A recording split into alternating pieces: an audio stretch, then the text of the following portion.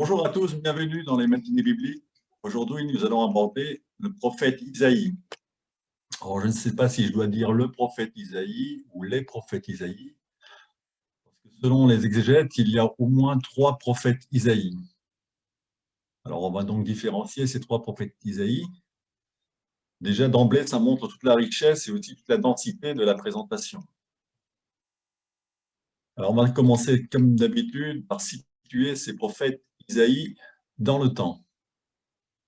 Bon, des slides que vous connaissez tous maintenant, avec Moïse en 1250, la période des juges. Ensuite, nous avons la période de la royauté avec Saül, David et Salomon. L'événement important du schisme qui va différencier le royaume Israël au nord et Juda au sud avec des rois différents qu'on avait vu lors de l'étude des livres des rois.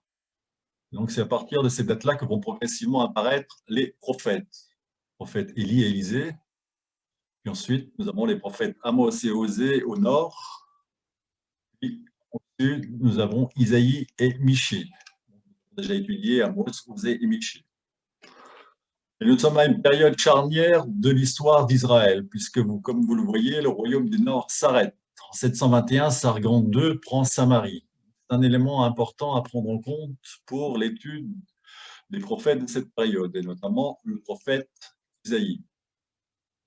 Donc c'est la Syrie qui envahit le royaume du Nord et détruit Samarie. C'est la fin du royaume du Nord, on n'en entendra plus jamais parler. Vous avez un prophète Isaïe ici, mais vous en avez un autre plus loin sur ces slides. Si on continue ensuite, dans l'an 600, vous avez le monde babylonien qui va prendre l'essor. En haut, vous voyez les bandes jaunes. Bande jaune, donc c'était la Syrie, et vous avez la bande rouge, c'est l'empire babylonien qui arrive. Donc c'est en général, on l'appelle l'empire de Babylone, avec Nabuchodonosor. Donc il va prendre le pas. Et ça va être la captivité, la période d'exil de 586 à 538 environ. Période de captivité. Et ensuite, après cette captivité, vous voyez un autre Isaïe. Vous avez les chapitres 40-55 et 56-66 d'Isaïe. Donc, on distingue ici 2 Isaïe. Vous voyez, on en a au moins 3, et il y en a vraisemblablement davantage. Donc, c'est sans doute des pseudépigraphes, ce qu'on appelle les pseudépigraphes, c'est-à-dire on a attribué au prophète Isaïe certains livres qui n'étaient pas de lui. Vous allez voir qu'il y a quand même une certaine osmose, une certaine cohérence dans l'ensemble du livre. Alors, concernant les empires, donc vous avez l'empire babylonien, en rouge, en haut, qui va s'arrêter, puisque c'est l'empire perse qui va prendre le pas. C'est une succession d'empires dans le royaume d'Israël. L'empire perse, il faut retenir les noms de Cyrus. Cyrus, roi de Perse, qui va mettre un terme à l'exil et qui va permettre ce retour à l'exil. Et c'est à partir de cette date-là qu'on a les 2 prophètes, les 2 nouveaux prophètes d'Isaïe. Vous avez Cyrus, et il faut retenir peut-être aussi les autres noms, Darius, Xérès. Et vous avez aussi un nouvel empire qui va arriver, l'empire grec. Mais ça, c'est une autre histoire que l'on verra plus tard. Donc voilà la situation des prophètes Isaïe, des 3 prophètes Isaïe. Donc, un premier prophète Isaïe au moment de la prise de Samarie par les Assyriens. Ensuite, vous avez 2 autres prophètes Isaïe qui se situent à la fin de la captivité en exil à Babylone et au retour de la captivité de Babylone.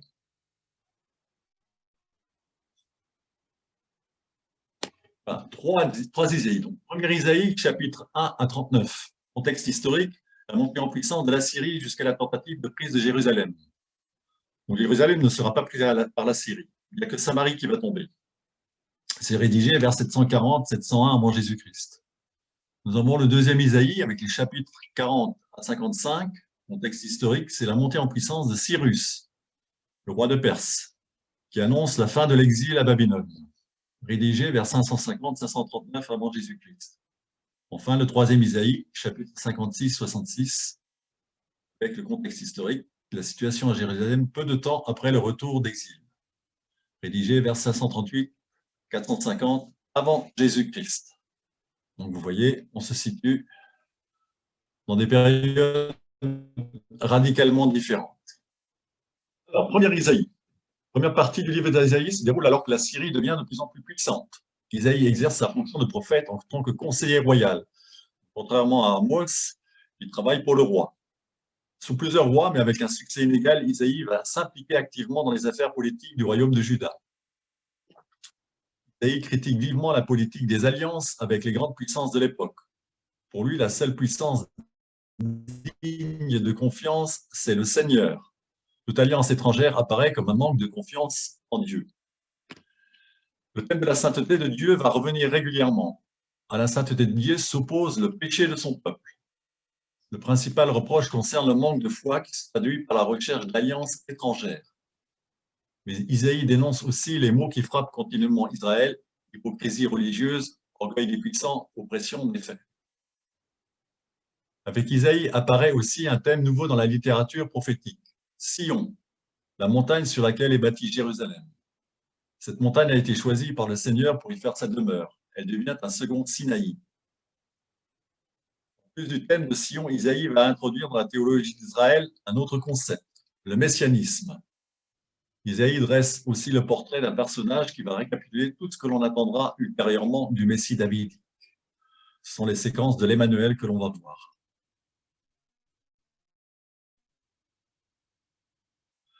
Plan du livre, donc c'est la première partie ici. Premier Isaïe.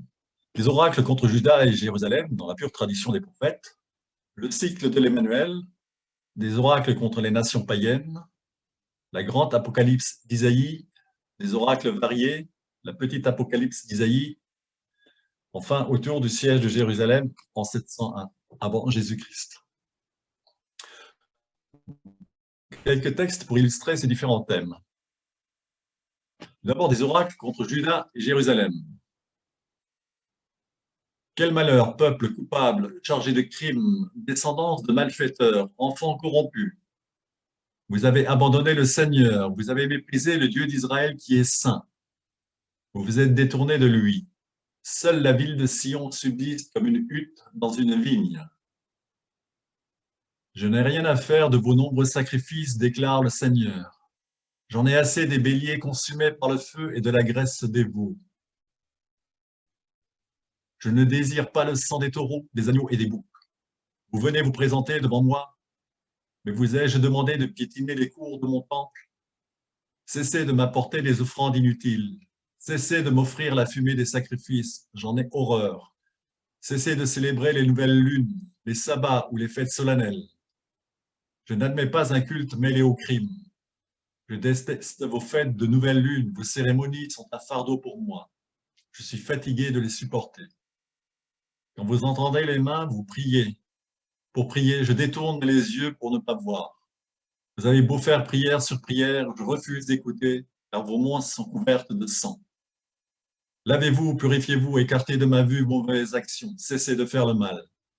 Apprenez à faire le bien, préoccupez-vous du droit des gens, tirez d'affaires opprimés.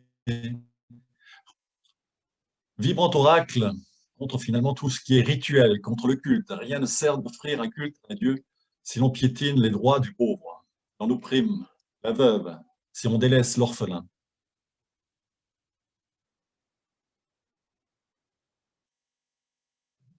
Tous les peuples viendront à Jérusalem.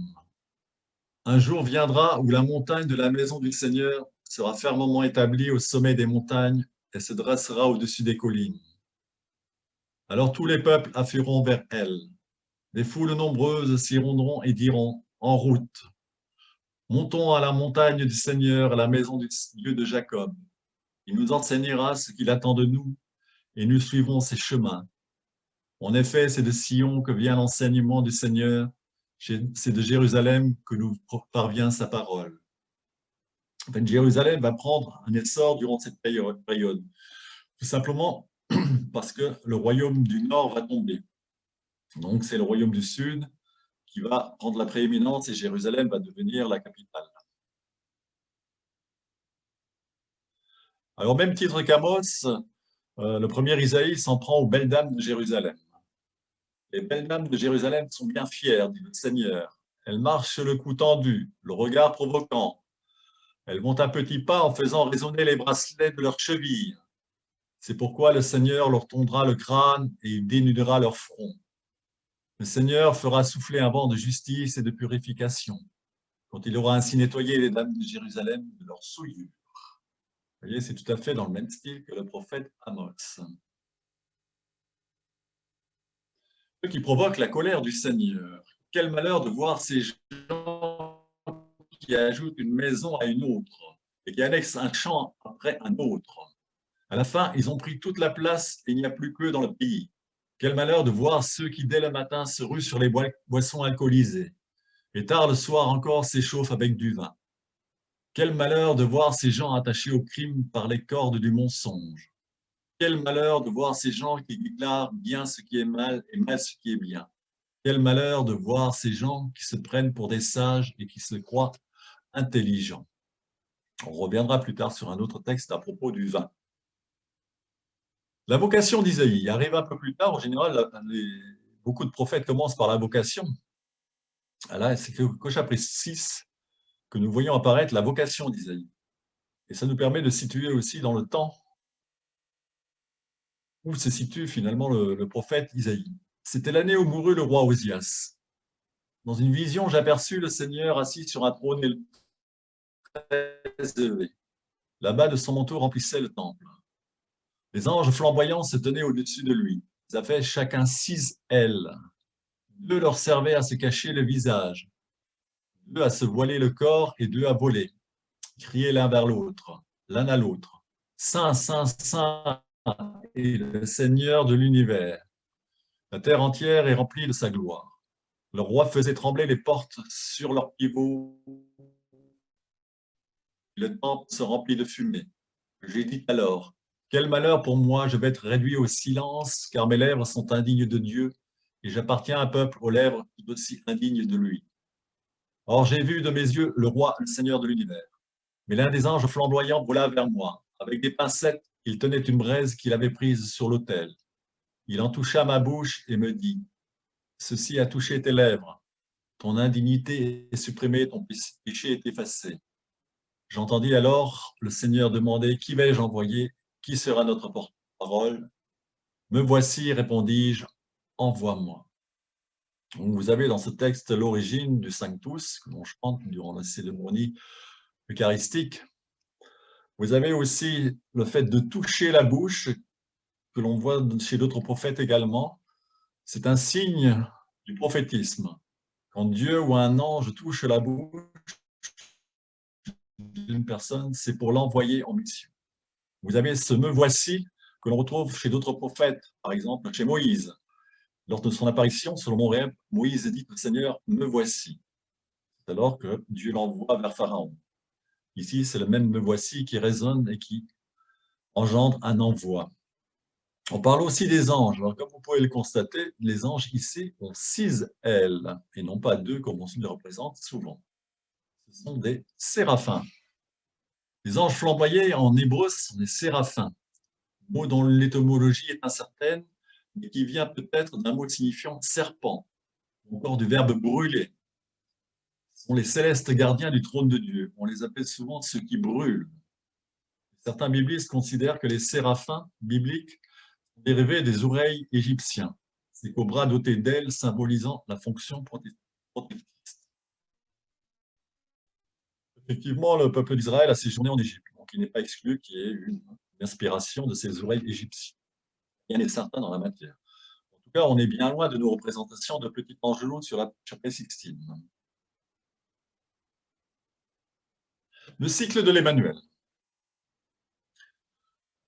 C'est un des premiers prophètes qui annonce la venue d'un Messie. On avait déjà vu avec Michée un texte qui annonçait la venue d'un sauveur. Michée est contemporain d'Isaïe. C'est dans cette période que va naître cette notion de Messie. Il faut bien le replacer dans le contexte de l'époque pour comprendre ce que veulent dire les prophètes. Donc nous sommes au moment de la prise de Samarie dans le nord. Au jour d'Akaz, fils de Yotam, fils d'Ozias, roi de Juda, Récin, roi d'Aram, et Péka, fils de Rémalaya, roi d'Israël, montèrent contre Jérusalem pour l'attaquer, mais ne purent lui donner l'assaut. On annonça à la maison de David, Aram a pris position en Éphraïm. Éphraïm, c'est le royaume du Nord. C'est un autre nom du royaume du Nord.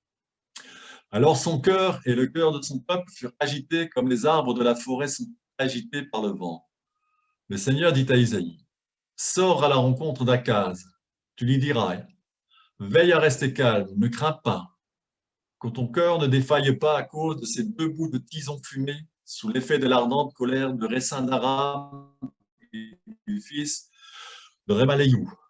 Puisque Aram est le fils de Rémaléiou, a résolu ta perte en disant, montons contre Juda pour l'effrayer, pénétrons chez lui pour l'amener à nous et installons-nous un roi, le fils de Tavel, ainsi par le Seigneur de Dieu, cela ne tiendra pas, cela ne sera pas. Le Seigneur parla encore à Akaz en ces termes. Demande un signe pour toi au Seigneur ton Dieu. Demande-le au plus profond ou sur les sommets là-haut. Akaz répondit, je n'en demanderai pas et je ne mettrai pas le Seigneur à l'épreuve. Il dit alors, écoutez donc, maison de David. Est-ce trop peu pour vous de fatiguer les hommes, que vous fatiguiez aussi mon Dieu? Aussi bien le Seigneur vous donnera-t-il lui-même un signe. Voici que la jeune femme est enceinte et enfantera un fils. Elle lui donnera le nom d'Emmanuel. De crème et de miel, il se nourrira, sachant rejeter le mal et choisir le bien. Avant même que l'enfant sache rejeter le mal et choisir le bien, elle sera abandonnée la terre dont tu crains les deux rois. Donc c'est la chute de l'empire de Samarie. Le Seigneur fera venir sur toi, sur ton peuple et sur la maison de ton père des jours tels qu'il n'en est pas venu depuis qu'Éphraïm s'est détaché de Juda, le roi d'Assyrie. Donc annonce de la naissance de l'Emmanuel. Alors de qui parle-t-on à cette période? Le récit nous plonge dans une période précise, selon la manière habituelle de définir le temps dans le Proche-Orient ancien, à partir des rois. Information importante, toute prophétie est datée, et elle a d'abord un sens pour l'histoire immédiate dans un contexte historique déterminé. La prophétie de l'Emmanuel s'énonce à Jérusalem, Akaz régnant sur Juda, Péka sur Israël, appelé aussi Éphraïm. L'action se situe donc dans les années 733-732 avant Jésus-Christ. Les clés du texte se trouvent dans l'expression « maison de David » qui revient dans les deux parties. C'est de la pérennité de la dynastie davidique dont il est question. Alors, au verset 3, Dieu agit par son sort. Et au verset 10 s'ouvre la deuxième partie du message. Cette fois, le narrateur oublie de mentionner le prophète pour mettre face à face le Seigneur et le roi. Le Seigneur propose de donner un signe grandiose à la mesure même de la foi demandée au roi. Et le roi refuse. Son argument est logique. L'homme ne doit pas tenter Dieu. Seulement ici, c'est Dieu lui-même qui propose un signe. Passant outre le refus du roi, le Seigneur choisit pour lui, ce sera la naissance d'un garçon. Signe tout à fait banal et normal à une vue humaine. Avec le verset 14, nous attendions le cœur de la prophétie. Il mentionne une jeune femme. Qui est-elle? Le mot hébreu « Alma » ne signifie pas vierge. Ce sont les traducteurs grecs du livre d'Isaïe qui, considérant ce signe comme miraculeux, ajouteront encore au miracle en traduisant Allah par Parthénos, vierge. Relevons que dans le texte hébreu, cette femme est une personne connue du Seigneur, du prophète et du roi. Sans doute s'agit-il de la reine. S'il en est ainsi, le fils qu'elle va enfanter est l'héritier du trône, celui qui pourra assurer la continuité de la dynastie davidique. Il y a le signe que le Seigneur protège Juda et Jérusalem. Qui a succédé à Akaz? Les lecteurs des livres des rois et celui du livre d'Isaïe savent qu'il s'appelle Ézéchias. Or ici, nous avons le nom d'Emmanuel, Dieu avec nous. Comment résoudre cette énigme? Le plus simple est de considérer qu'il s'agit d'un nom symbolique, comme ceux que portent les fils des prophètes, par exemple. Un nom qui oriente le regard vers l'alliance entre Dieu et son peuple. Il est avec nous, le Seigneur Tout-Puissant, citadelle pour nous, le Dieu de Jacob. Un nom qui appuie l'annonce de la continuité de la dynastie. Un avenir est possible à la suite de l'oracle. Et le fils d'Akaz fut effectivement Ézéchias. Il régna après son père, mais son règne ne fut pas la pleine réalisation de l'espoir soulevé dans l'oracle du prophète. On peut s'en rendre compte en lisant les chapitres 36 à 38. Quel roi d'ailleurs aurait pu avoir cette ambition d'être pleinement par sa vie et son œuvre à la hauteur du nom de Dieu avec nous. Quel roi aurait pu revendiquer pour nourriture la crème et le miel, c'est-à-dire une nourriture digne des dieux? Le miel était la nourriture des dieux à cette époque. Une nourriture qui n'est d'ailleurs pas sans rappeler la nourriture de la terre promise, le lait et le miel. La prophétie d'Isaïe appelait en ce sens à voir loin, très loin. Elle appelait à espérer pour l'avenir un héritier royal qui serait vraiment digne d'être appelé Dieu avec nous. En d'autres termes, l'oracle d'Isaïe appelait une réinterprétation messianique. Le véritable Dieu avec nous était le Messie à venir. Au chemin des interprétations du texte d'Isaïe, il faut signaler l'importance de la traduction grecque, appelée Septante, 3e siècle avant Jésus-Christ. La Septante traduit en effet le mot hébreu jeune femme par vierge. En ce sens, elle augmente l'aspect merveilleux et messianique du texte. C'est cette traduction grecque que l'évangéliste Matthieu reprit pour l'appliquer à la naissance virginale de Jésus. Pour les chrétiens, en effet, Jésus était le Messie, seul digne de porter le beau nom d'Emmanuel, c'est-à-dire Dieu avec nous. Jésus est l'Emmanuel, l'Emmanuel est Jésus. Ensuite, nous avons notre texte messianique qui est tout aussi beau, tout aussi riche, que l'on connaît tous. C'est un enfant nous est né. Le peuple qui marchait dans les ténèbres a vu une grande lumière. Ceux qui habitaient le pays de l'ombre, une lumière a resplendit. Tu as fait abonder leur allégresse, tu as fait grandir leur joie. Tu as fait abonder leur allégresse, tu as fait grandir leur joie. Ils se réjouissent devant toi comme on se réjouit à la moisson, comme on jubile au partage du butin. Car le joug qui pesait sur lui, le bâton à son épaule, le gourdin de son chef de corvée, tu les as brisés comme au jour de Madian. Tout brodequin dont le piétinement ébranle le sol et tout manteau roulé dans le sang deviennent bons à brûler, proie du feu. Car un enfant nous est né, un fils nous est donné. La souveraineté est sur ses épaules. On proclame son nom merveilleux, conseiller, Dieu fort, Père à jamais, Prince de la paix. Il y aura une souveraineté étendue et une paix sans fin pour le trône de David et pour sa royauté, qu'il établira et affermira sur le droit et la justice dès maintenant et pour toujours. L'ardeur du Seigneur de l'univers fera cela. Je laisse relire ce texte parce que je vais en faire un commentaire détaillé des 4 strophes qui sont présentées dans des couleurs différentes ici.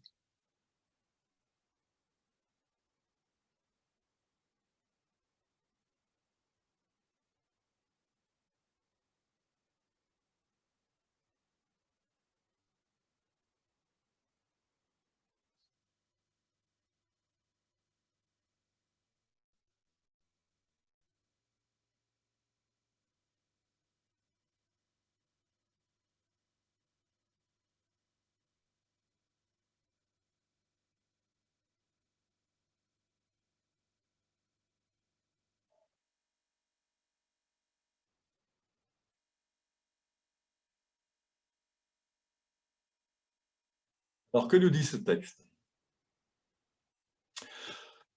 Quand a-t-il été écrit? Sans doute à l'occasion du sacre du jeune roi Ézéchias à Jérusalem en 728 ou 719 avant Jésus-Christ. On peut y voir 4 strophes, chacune portant sur un point particulier. La lumière, la joie, la destruction du mal, le rituel royal. Elles vont crescendo sur un tempo de plus en plus large avant de se conclure sur un point d'orgue, l'amour du Seigneur. Donc, le premier strophe, le premier verset. Le poète raconte l'illumination progressive d'un peuple qui marchait dans les ténèbres. La métaphore est simple, mais de quel peuple s'agit-il? La fin du chapitre 8 donne une indication parlant des régions du nord d'Israël, déjà sous domination assyrienne. Le nouveau règne serait ainsi lumière pour tout le peuple de Dieu, royaume d'Israël et de Juda réunis. Une lumière qui augmente d'intensité. D'abord qualifiée de grande, elle resplendit à la fin. Avec ce verbe, le changement de situation s'affirme et s'installe. Deuxième strophe, la joie. Isaïe s'adresse à l'auteur du changement, non mentionné jusqu'à présent, et lui décrit les effets de son action. Le sentiment domine sous des mots différents. Allégresse, joie, se réjouir, jubiler. Ce vocabulaire utilisé en roi pour le récit du sacre de Salomon est amplifié par 2 comparaisons qui mettent l'accent sur la joie après l'effort. L'une agricole, la moisson, l'autre militaire, le partage du butin. Troisième strophe, la destruction du mal. Pourquoi une telle joie? La troisième source va lever un coin du voile. C'est toute l'importance du petit mot car qui désormais rythme la suite du poème. D'abord, la fête est possible car les instruments de l'oppression sont brisés. Le joug, le bâton et le gourdin. À eux trois, ils symbolisent les travaux imposés et les corvées, qu'il s'agisse de bâtir ou de cultiver. Ils sont brisés par le libérateur auquel le poète s'adresse. La mention du jour de Madian en laisse apparaître l'identité. Le Seigneur. Cette expression proverbiale désigne la victoire du Seigneur sur les forces du mal. Enfin, la fête est possible, car les objets guerriers, brodequins et manteaux deviennent inutiles et vont disparaître. Brûler fait écho à briser. C'est la fin d'un monde basé sur la violence, aussi bien dans le quotidien des jours que dans les relations entre les nations. Enfin, la dernière strophe lève définitivement le voile sur les raisons de la liesse. Tout ce qui précède est possible, car un enfant nous est né. Naissance symbolique d'un roi pour le peuple, précisée par la phrase suivante. Un fils nous est donné. À l'époque, le roi était en effet adopté par Dieu lors de son sacre, devenant son fils. Du milieu de la foule d'où il suit la cérémonie, le poète ralentit son tempo pour deux moments du rituel. La souveraineté déposée comme un manteau, la titulature des noms de règne proclamé. L'action du Seigneur est omniprésente. Le nom donné au roi est tout un programme. Mais ne décrit-il pas d'abord le Seigneur? N'est-ce pas le Seigneur qui a donné au peuple ce Fils et par le fait même, liberté, joie et lumière à tous? Enfin, les mots du rituel, souveraineté et paix, ouvrent sur le futur. Mais ils s'ancrent aussi dans la réalité grâce au trône de David. Tout est donné par Dieu, mais tout dépend de celui qui règne. Isaïe peut bien affirmer en conclusion que l'ardeur du Seigneur de l'univers fera cela. La responsabilité royale reste donc entière. Il ne suffit pas de chanter la fin de la guerre, de l'oppression et de la nuit pour que cela existe. Il reste droit à devenir ce qu'il est désormais au-dessus de Dieu. C'est là une autre histoire. Une autre histoire qui continue avec Samarie, avec la Syrie qui frappe aux portes de la Syrie. C'est pourquoi voici ce que déclare le Seigneur, Dieu de l'univers. Mon peuple, toi qui habites à Sion, n'aie pas peur de la Syrie, qui te frappe à coups de bâton, qui lève son gourdin sur toi à la manière des Égyptiens d'autrefois. Car d'ici très peu de temps, mon indignation sera passée et ma colère sera dirigée vers leur anéantissement. Le Seigneur de l'univers, en effet, brandira son fouet pour frapper la Syrie, comme il l'a fait contre les Madianites au rocher d'Horeb. Il lèvera son bâton comme il le fit sur la mer contre l'Égypte. Pour là, il soulagera ton épaule de la charge qui l'écrasait et ton cou du joug qui pesait sur lui. Tu seras si gras que le joug cédera. Donc il y a souvent dans les prophètes une espérance en un avenir, une espérance en la liberté. Encore le thème de l'Emmanuel qui revient sans cesse chez le prophète Isaïe, chez ce premier Isaïe, avec la promesse d'un nouveau David. Un nouveau David qui sort de la souche de Jessé. Un rejeton jaillira de ses racines. Celui-ci reposera l'esprit du Seigneur, esprit de sagesse et de discernement, esprit de conseil et de vaillance, esprit de connaissance et de crainte du Seigneur. Et il lui inspirera la crainte du Seigneur. Il ne jugera pas d'après ce qu'il voit ses yeux. Il ne se prononcera pas d'après ce qu'entendent ses oreilles. Il jugera les faibles avec justice. Il se prononcera dans l'équité, envers les pauvres du pays. De sa parole, comme d'un bâton, il frappera le pays. Du souffle de ses lèvres, il fera mourir le méchant. La justice sera la ceinture de ses hanches et la fidélité le baudrier de ses reins. Dans cette perspective, nous avons le paradis retrouvé, avec le loup qui habitera avec l'agneau, le léopard se couchera près du chevreau, le veau et le lionceau seront nourris ensemble, un petit garçon les conduira. La vache et l'ours auront même pâture, leur petit même gîte. Le lion, comme le bœuf, mangera du fourrage. Le nourrisson s'amusera sur le nid du cobra. Sur le trou de la vipère, le jeune enfant étendra la main. Alors, Jessé, il y a beaucoup de représentations du trône de Jessé, donc vous avez un exemplaire ici. Jessé, il faut s'en rappeler, avait 8 fils. Et parmi les 8, Dieu a envoyé son prophète Samuel choisir un roi. Or, curieusement, sur les conseils de David, Samuel n'a choisi ni le plus âgé, ni le plus grand, ni le plus fort, mais le plus jeune, celui qui était berger dans les champs avec les bêtes. C'est ce petit David qui est devenu le plus grand roi d'Israël. Et c'est de là que Jessé est devenu célèbre. Il est le père du roi David. Il est l'ancêtre d'une longue lignée. Cette lignée, on la représente souvent comme un arbre promis à un grand avenir, un arbre qui ne devrait jamais mourir et dont Jésus, finalement, est sur la tête. Ici, on le voit représenté tout en haut. La deuxième partie de ce texte, c'est ce que l'on pourrait appeler la fable des animaux. Cette merveilleuse image de l'harmonie universelle. Alors, il ne s'agit pas vraiment d'un retour au paradis terrestre, tel qu'il est décrit dans le texte de la Genèse, mais il s'agit de l'aboutissement final du projet de Dieu où tout sera réconcilié en tout, selon les termes de l'Apocalypse.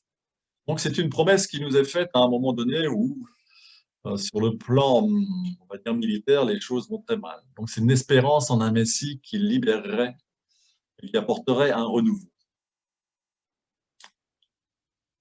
Ensuite, nous avons des oracles qui sont dans la tradition des prophètes. Le Seigneur de l'univers a fait ce serment, ce que j'ai résolu arrivera, ce que j'ai décidé s'accomplira. Je briserai la Syrie dans mon pays, je la piétinerai sur mes montagnes. Le Seigneur de l'univers a pris une décision, qui pourrait la casser? Quand il étend la main, qui la lui ferait retirer? Également oracle contre l'Égypte. Voici le Seigneur monté sur un nuage rapide, il vient en Égypte. Les idoles d'Égypte tremblent devant lui et le courage de l'Égypte fond dans ses entrailles. J'exciterai les Égyptiens les uns contre les autres et ils combattront chacun contre son frère, chacun contre son prochain. Ville contre ville, royaume contre royaume. L'Égypte perdra l'esprit et j'anéantirai sa politique. Ils consulteront les idoles, les enchanteurs et ceux qui pratiquent la divination. Je livrerai les Égyptiens au pouvoir des maîtres rudes, un roi puissant dominera sur eux, oracle du Seigneur, Dieu de l'univers. Donc nous avons là des oracles tels que nous le retrouvons très souvent dans les prophètes, oracles contre les nations. Alors le texte d'Isaïe, premier Isaïe, est très très riche. Ici nous avons un exemple d'Apocalypse. Apocalypse, on verra de quoi il s'agit. Voici que le Seigneur dévaste la terre et la ravage. Il en bouleverse la face et en disperse les habitants. Les prêtres comme le peuple, le maître comme son serviteur, la dame comme sa servante, celui qui vend comme celui qui achète, celui qui prête comme celui qui emprunte, le créancier comme le débiteur. La terre sera totalement dévastée, pillée de fond en comble, comme l'a décrété le Seigneur. La terre en deuil se dégrade, le monde entier dépérit et se dégrade avec la terre dépérissent les hauteurs. La terre a été profanée sous les pieds de ses habitants car ils ont transgressé les lois. Ils ont tourné les préceptes, ils ont rompu l'alliance perpétuelle. C'est pourquoi la malédiction dévore la terre. Ceux qui l'habitent en portent la peine. C'est pourquoi les habitants de la terre se consument. Il n'en reste que très peu. Ce jour-là, le Seigneur Dieu interviendra là-haut contre l'armée des astres et ici-bas contre les rois de la terre. Tous seront rassemblés comme des prisonniers dans une fosse, enfermés dans un cachot. Après un long délai, ils devront comparaître en justice. La lune en rougira d'humiliation, le soleil en pâlira de honte. C'est le Seigneur de l'univers qui régnera à Jérusalem sur la montagne de Sion. Sa présence glorieuse rayonnera en face de son conseil. Sur la montagne de Sion, le Seigneur de l'univers offrira à tous les peuples un banquet de viande grasse arrosée de vin fin, des viandes tendres et grasses, des vins fins bien décantés. C'est là qu'il supprimera le voile de deuil que portaient les populations, la couverture de tristesse étendue sur tout le pays. Il supprimera la mort pour toujours. Le Seigneur Dieu essuiera les larmes sur tous les visages. Dans l'ensemble du pays, il enlèvera l'affront que son peuple a subi. Voilà ce qu'a promis le Seigneur.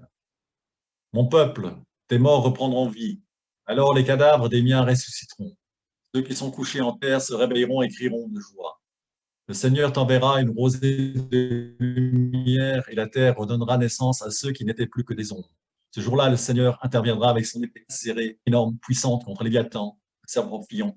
Contre Léviathan, le serpent tortueux, il tuera le dragon de la mer. C'est un texte assez étonnant. Alors, de quoi s'agit-il? Les chapitres 24 à 27 forment un ensemble assez cohérent pour être regroupé sous le nom d'Apocalypse d'Isaïe. Et il est vraisemblable que ce texte-là soit un petit peu postérieur au premier Isaïe, du moins selon certains exégètes, dont Marchadour. La chute de Babylone sous l'assaut des épées de Xérès en 485 avant Jésus-Christ a excité l'imagination du monde ancien, au point que certains y ont lu les signes avant-coureurs de la fin du monde. Donc on se situerait un peu plus tard que le premier Isaïe.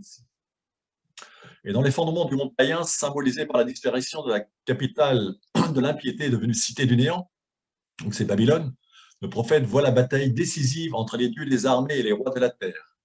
Les rois sont rassemblés, troupes de prisonniers conduits à la fosse. Même les animaux mythiques participent à ce combat cosmique et sont vaincus par Yahvé, le dieu guerrier, qui châtiera avec son épée dure, grande et forte, Léviathan, le serpent fuyant, le serpent tortueux, et tuera le dragon qui habite la mer. Dieu sortira vainqueur de ce grand combat et offrira à ses fidèles sur la montagne de Jérusalem un grand banquet, un festin de viande grasse, un festin de bon vin. On retrouve ici les noces de l'agneau de l'Apocalypse. Le chapitre d'Isaïe comporte la plupart des caractéristiques de la littérature apocalyptique. Il décrivent la fin des temps comme un bouleversement cosmique engageant Dieu et l'ensemble du cosmos.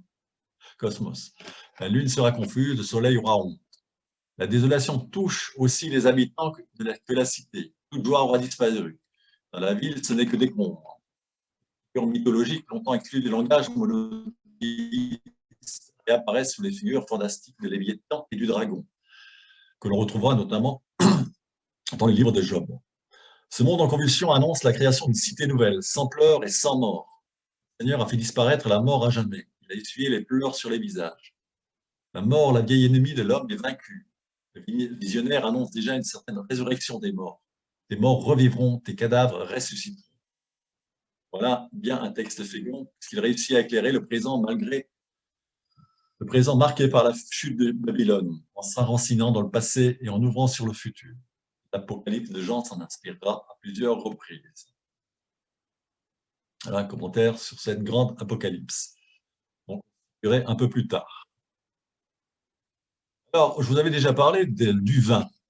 Un texte qui est quand même très significatif, c'est cet ouragan sur les ivrognes de Samarie.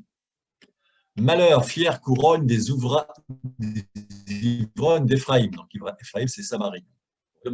Les fleurs fanées qui font l'éclat de sa parure au-dessus de la vallée plantureuse. Vous qui êtes assommés par le vin. Voici un puissant guerrier du Seigneur, semblable à un orage de grêle, à une tempête dévastatrice, un orage qui fait déborder les eaux impétueuses. Violemment, il couchera tout à terre. Elle sera foulée aux pieds la fière couronne des ivrognes d'Éphraïm, et les fleurs fanées qui font l'éclat de sa parure au-dessus de la vallée plantureuse seront comme une figue précoce mûrie avant l'été. Et qu'elle aperçoit, et aussitôt qu'il la tient, il l'avale. Ce jour-là, le Seigneur de l'univers sera la couronne éclatante, le diadème et la parure du reste de son peuple.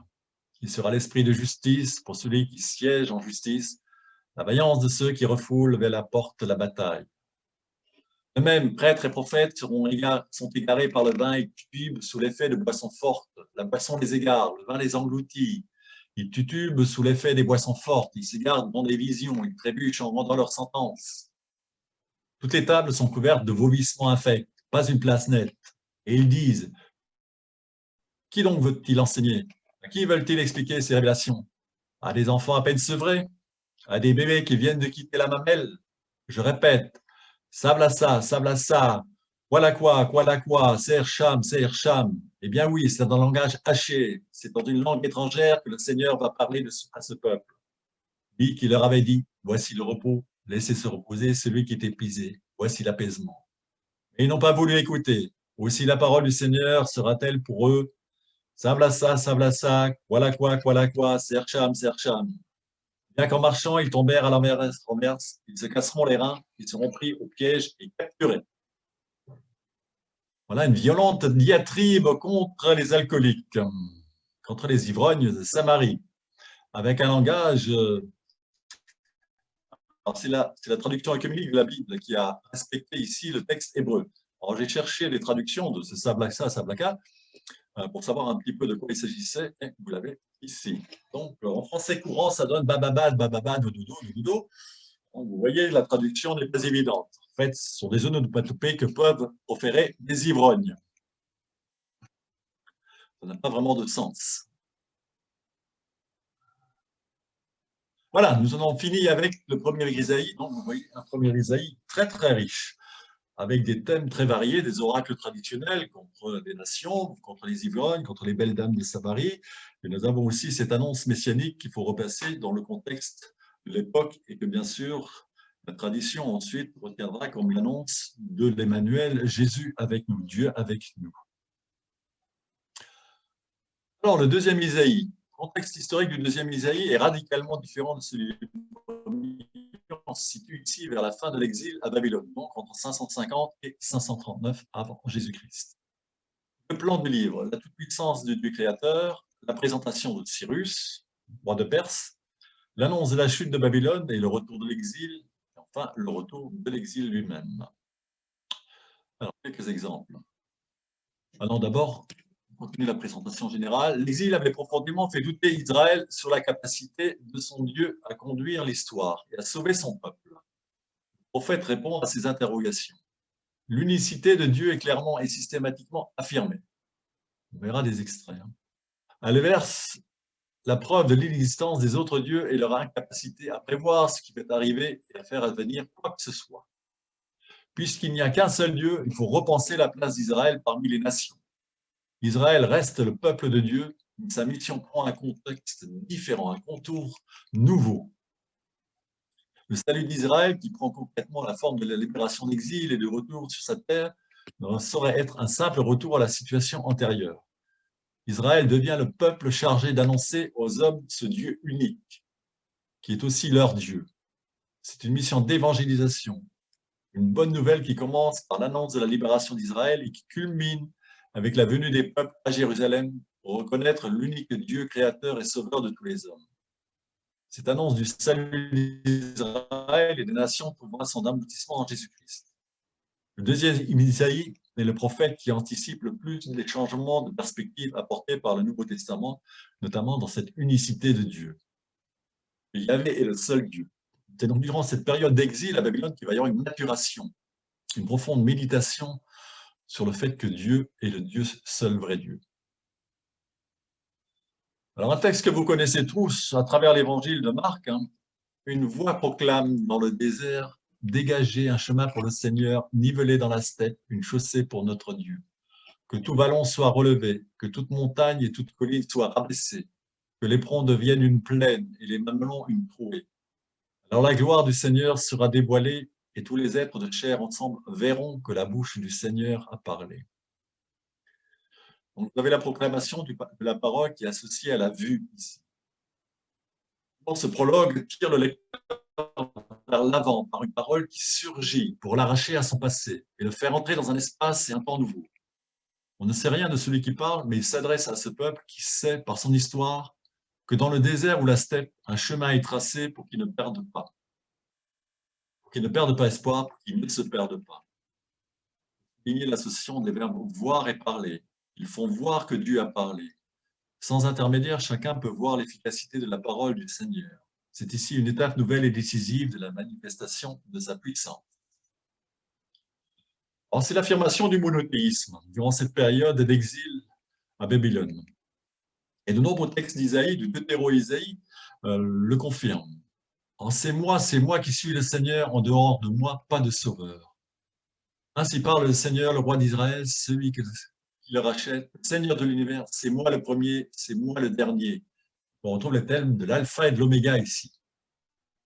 En dehors de moi, pas de Dieu. Qui est comme moi, qui prenne la parole, qui annonce ce qu'il en est et me le développe. Depuis que j'ai établi le peuple du passé, qui disent les choses qui arriveront et celles qui viendront, on nous les annonce. C'est moi qui suis le Seigneur, il n'y en a pas d'autre. Moi, excepté nul des dieux. Cependant, ainsi parle le Seigneur, le Créateur des cieux, lui, le Dieu qui a formé et fait la terre, qui l'a rendue ferme, qui ne l'a pas créée vide, mais formée pour qu'on y habite. C'est moi le Seigneur, il n'y en a pas d'autre. Donc, il y a un passage progressif de ce qu'on appelait le polythéisme, d'abord, polythéisme qui existait encore à cette époque-là, mais on est passé du polythéisme vers la monolatrie, c'est-à-dire monolatrie, on reconnaît l'existence des autres divinités, mais on ne les adorait plus. Ensuite, on est passé au monothéisme. Le monothéisme, c'est l'affirmation qu'il n'y a qu'un seul Dieu. Donc, polythéisme, monolatrie, monothéisme. Et c'est notamment durant cette période d'exil que va s'affirmer le monothéisme. Alors, Cyrus. Donc, je vous rappelle, Cyrus, c'est lui qui a ordonné la libération de la captivité à Babylone, puisque Babylone est tombée sous les mains de Cyrus. Ainsi parlait le Seigneur à son Messie. À Cyrus que je tiens par la main droite pour abaisser devant lui les nations, pour déboucler la ceinture des rois, pour déboucler devant lui les battants, pour que les batailles ne restent pas fermées. C'est juste un verset pour vous montrer que Cyrus est perçu ici comme le Messie. Le Messie, je vous rappelle, dans son sens étymologique, c'est celui qui est oint. Il prendra ensuite progressivement le sens de celui qui est attendu. Et oint, ça veut dire celui qui est consacré, celui qui est choisi. Et ici, Cyrus a été considéré comme choisi par le Seigneur, par Dieu, pour libérer son peuple. Alors Cyrus, faisons un peu d'histoire.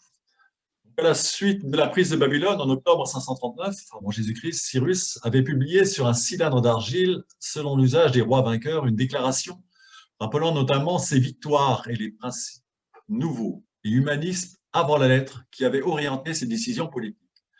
Cette déclaration, qualifiée en 1971 par l'ONU de première charte des droits de l'homme, promouvait en effet la prise en compte du bien-être des populations gouvernées par l'égalité des droits pour tous les membres de l'Empire et qui entraînait de facto l'abolition de l'esclavage, le respect des biens individuels, la liberté de culte et de croyance pour tous les individus, impliquant l'entretien par l'État des nombreux lieux de culte aux diverses divinités vénérées par les peuples de l'Empire.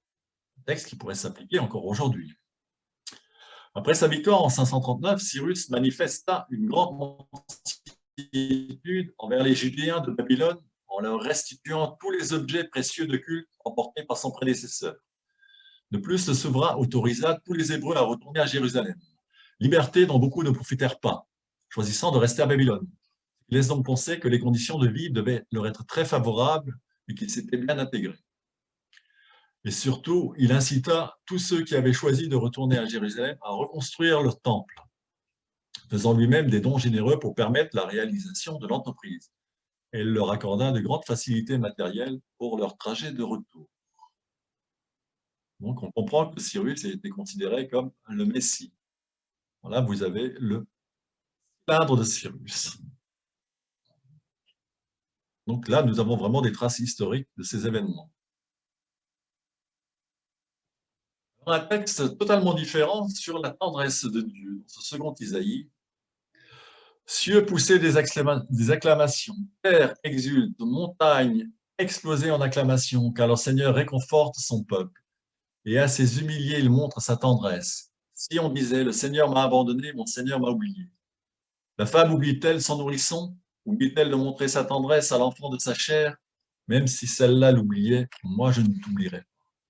C'est vraiment un message de tendresse et un message d'espérance suite à la promesse de retour de captivité de Babylone. Et ce second Isaïe nous propose un texte très déroutant sur ce qu'on appelle le serviteur souffrant, qui sera bien sûr appliqué à Jésus, mais bien plus tard. Écoutez-moi, vous les îles, soyez attentifs, population du lointain. Le Seigneur m'a appelé dès le sein maternel, dès le ventre de ma mère, il s'est répété mon nom. Il m'a dit, mon serviteur, c'est toi Israël, toi par qui je manifesterai ma splendeur. Il était méprisé, laissé de côté par les hommes, homme de douleur, familier de la souffrance, tel celui devant qui l'on cache son visage. Oui, méprisé, nous ne l'estimions nullement. En fait, ce sont nos souffrances qu'il a portées, ce sont nos douleurs qu'il a supportées, et nous l'estimions touché, frappé par Dieu et humilié. Mais lui, il était déshonoré à cause de nos révoltes, broyé à cause de nos perversités. La sanction gage de paix pour nous était sur lui, et dans ses plaies se trouvait notre guérison. Nous tous, comme du petit bétail, nous étions errants. Nous nous tournions chacun vers son chemin. Et le Seigneur a fait retomber sur lui la perversité de nous tous. Brutalisé, il s'humilie. Il n'ouvre pas la bouche, comme un agneau traîné à l'abattoir, comme une brebis devant ceux qui l'attendent. Elle est muette. Lui n'ouvre pas la bouche. Alors, le serviteur symbolise Israël. En tant que peuple élu pour une mission vis-à-vis de lui-même et des païens, pour être l'alliance du peuple et la lumière des nations. Plus probablement, il s'agit d'une élite spirituelle d'Israël, c'est ce qu'on appelait le petit reste des cercles prophétiques qui se s'est appelé à convertir la masse découragée d'Israël et même les païens. Si on se limite aux deux chants du serviteur souffrant, dont nous avons vu un exemple, on peut supposer que le titre de serviteur concerne ce même Israël fidèle, souffrant pour le reste du peuple, en exil ou plus tard. En tout cas, il ouvre une perspective impressionnante sur une théologie de la rédemption universelle à travers la souffrance et la mort librement acceptée et offerte pour le péché collectif. Avec Isaïe 53, en effet, nous sommes certainement au sommet du Premier Testament, en ce qui concerne le thème de la rédemption. Cette collection d'oracles va être relue par les évangélistes et appliquée à Jésus. Là encore, l'Ancien et le Nouveau Testament s'éclairent mutuellement. La figure du serviteur va prendre sa dimension ultime en Jésus. Ainsi, les évangiles vont très clairement identifier Jésus et le serviteur d'Isaïe 53. Cela confirme la portée universelle du salut annoncé par ce texte. Jésus représente le juste en Israël, condamné et offrant le salut à tous, les juifs et les païens. Voilà un deuxième Isaïe, donc différent du premier. Et nous avons un troisième Isaïe maintenant avec les chapitres 56 et 66. C'est la troisième partie de l'ouvrage du livre d'Isaïe qui ne peut attribuer ni à l'un ni à l'autre. Le contexte est différent. Nous nous situons désormais dans le cadre post-exilique de la période perse. Et il ne semble pas que ces chapitres soient l'œuvre d'un auteur unique, mais que plusieurs prophètes ont contribué à l'extension du recueil. On pourra voir, non seulement 3, mais 4 ou 5 Isaïe. Le livre cherche d'abord à expliquer pourquoi le salut tarde à venir malgré le retour d'exil. Le prophète réaffirme que la faute n'en incombe pas à Dieu, mais aux hommes. Le prophète estime nécessaire d'entreprendre une réforme en profondeur de la communauté revenue d'exil. L'injustice sociale l'amène à s'adresser aux pauvres, à qui la nouvelle du salut est destinée en priorité. Alors que la reconstruction du temple et la reprise du culte sacrificiel occupent les esprits, il met l'accent sur le culte spirituel. Le plan du livre, c'est le plan détaillé ici. Donc d'abord quelques questions essentielles, puis un thème sur le retard du jugement à cause du péché des hommes. Le cœur du livre avec la gloire de la future Jérusalem, le Messie et l'annonce de la bonne nouvelle, la nouvelle Sion, montagne de Jérusalem. Puis le jugement de Dieu, des lamentations et la venue du salut avec le rejet de l'idolâtrie, la destinée des bons et des méchants, les cieux nouveaux et la terre nouvelle, le culte spirituel, la venue du salut, la joie du peuple élu. Quelques extraits. Là, nous retrouvons le thème que nous avions déjà dans d'autres livres, Amos et 1er Isaïe. Le jeûne tel que je l'aime, le voici, vous le savez bien. C'est libérer ceux qui sont injustement enchaînés. C'est les délivrer des contraintes qui pèsent sur eux. C'est rendre la liberté à ceux qui sont opprimés. Bref, c'est supprimer tout ce qui les tient esclaves. C'est partager ton pain avec celui qui a faim. C'est ouvrir ta maison aux pauvres et aux déracinés. C'est fournir un vêtement à celui qui n'en a pas. Ce n'est pas à te détourner de celui qui est ton frère. Si tu partages ton pain avec celui qui a faim, si tu réponds aux besoins des malheureux, alors la lumière chassera l'obscurité où tu vis. Au lieu de vivre la nuit, tu seras comme en plein midi. On retrouve le thème ici que l'on verra en Matthieu, chapitre 25, chapitre concernant le jugement dernier. Quand est-ce qu'as-tu fait cela à mon frère? Partager mon pain avec mon frère que j'ai rendu service à Dieu. Faute vous sépare de Dieu. Vous déposez au tribunal des plaintes malhonnêtes. Vous y plaidez sans loyauté. Vous vous appuyez sur des preuves vides. Vos arguments sont sans fondement. Vous portez en vous le désir de nuire et vous n'accouchez que du malheur. Vos projets sont aussi nocifs que les œufs de serpent. Celui qui y toucherait en mourrait aussitôt. L'œuf est à peine ouvert qu'il en sort une vipère. Les toiles que vous tissez sont des toiles d'araignée. Elles sont destinées non à s'habiller, non à se couvrir, mais à causer le malheur. Vos mains ne sont au travail que pour fabriquer de la violence. Vous courez à toutes jambes pour faire le mal. Vous vous précipitez pour assassiner l'innocent. Vos projets visent seulement à faire du mal aux autres. Sur votre route, vous semez la violence et le désastre. Vous ne connaissez pas le chemin de la paix. Et là où vous passez, on ne rencontre pas le droit. Vous préférez les sentiers détournés. Celui qui emprunte vos chemins ne connaîtra jamais la paix. En fait, c'est un texte assez difficile à comprendre, mais si on se place dans le cadre du retour de l'exil, où il y avait une forte espérance, le prophète découvre que les choses ne sont pas aussi simples que ça.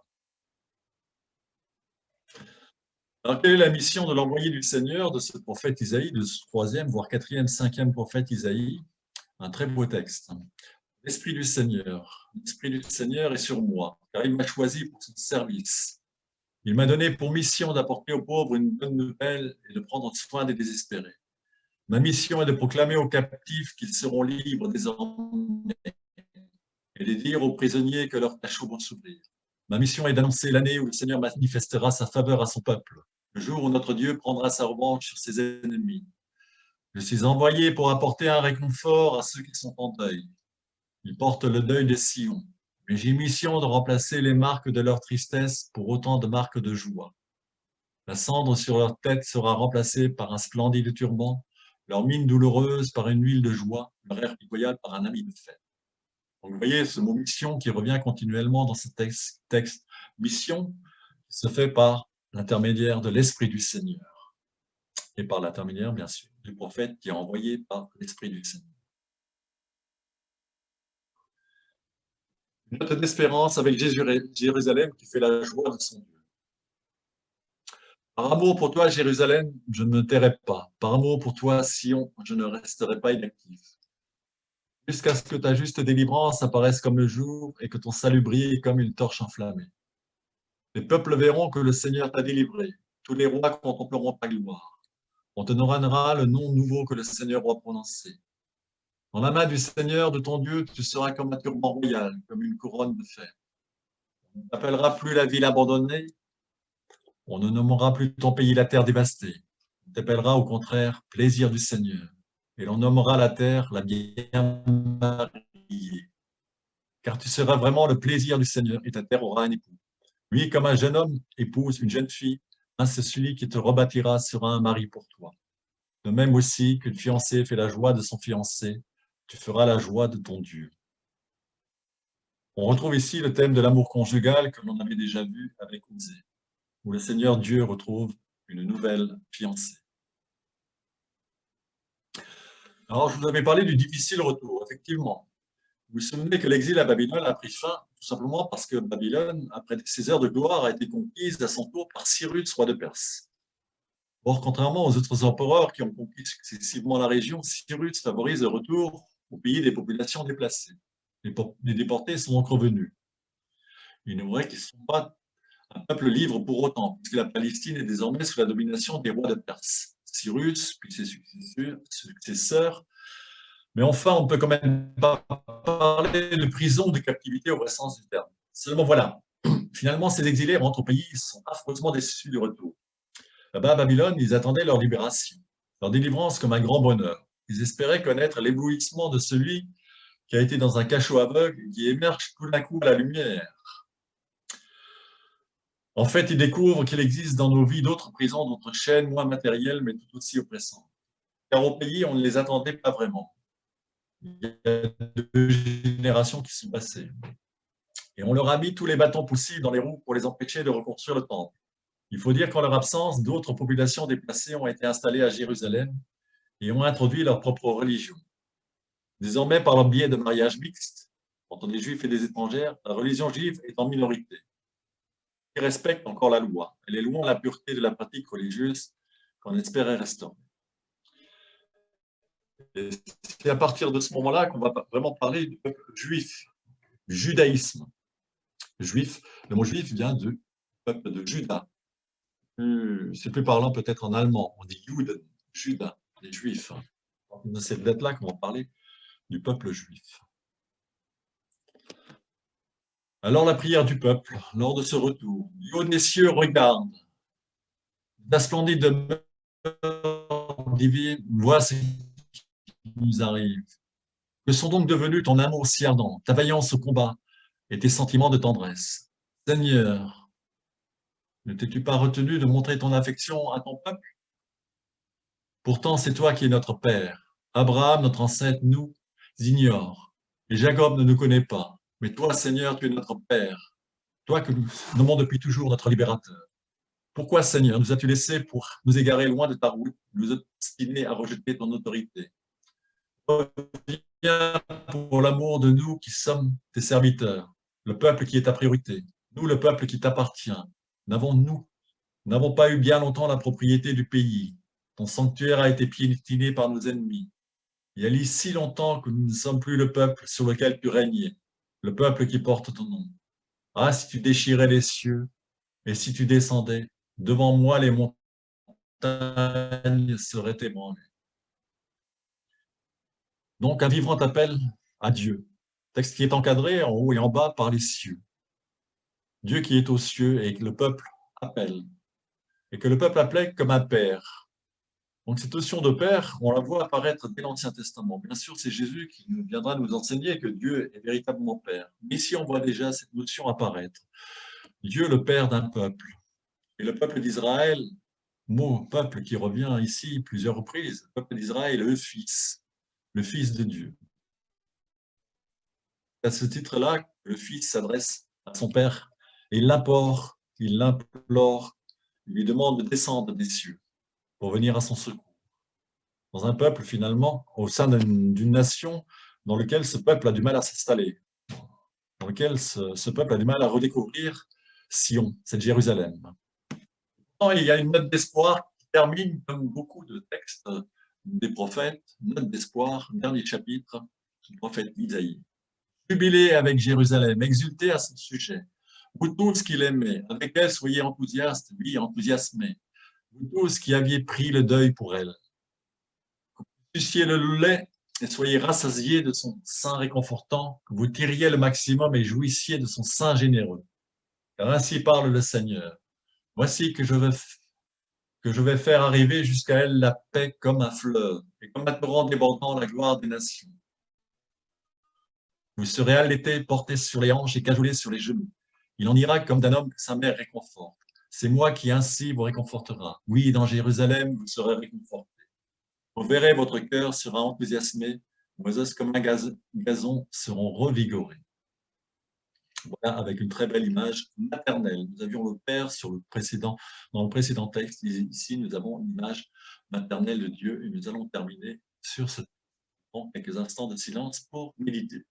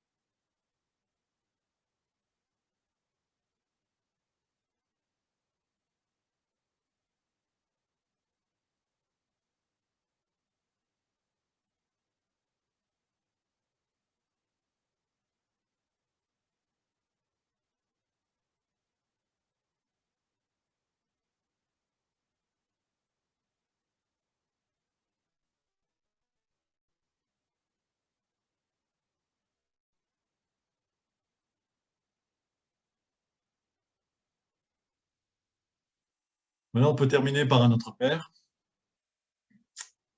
Notre Père qui es aux cieux, que ton nom soit sanctifié, que ton règne vienne, que ta volonté soit faite sur la terre comme au ciel.